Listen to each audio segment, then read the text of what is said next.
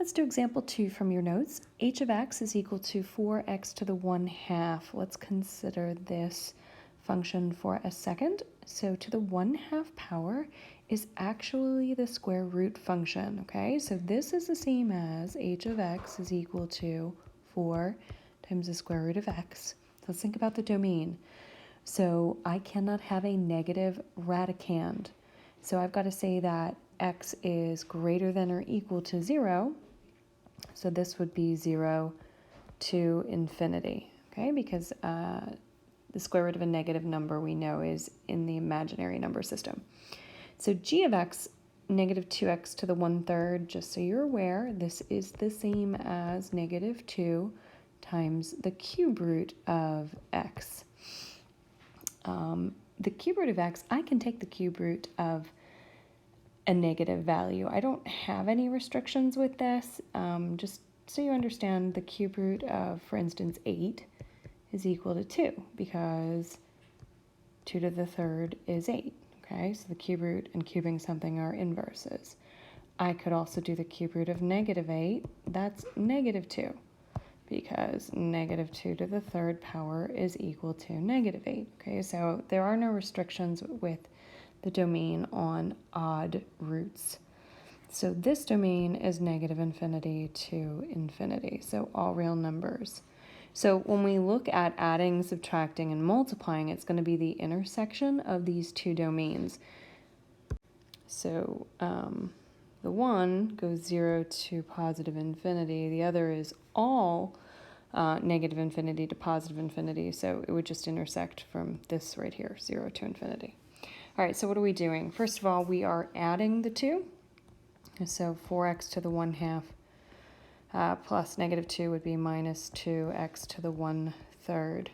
So I think, are these like terms? Nope, they're not, because the variables are not raised to the same power, and I just talked the domain. It's the intersection of the two, so 0 to infinity. All right, next I'm doing h minus g of x, so pay attention to order. So 4x to the 1/2 minus a negative is actually plus a positive. 2x to the 1/3. Again, these are not like terms. My domain, the intersection of the two, 0 to infinity. Now I need to multiply the two, 4x to the 1/2 times negative 2x to the 1/3. So I'm going to use some exponent rules here. 4 times negative 2, coefficients multiply the same way they always have. Then I'm going to keep my base, because my bases are the same, and I'm going to add my exponents of 1/2 plus 1/3. And that is to the 5/6. So the domain, again, intersection of the two, 0 to infinity.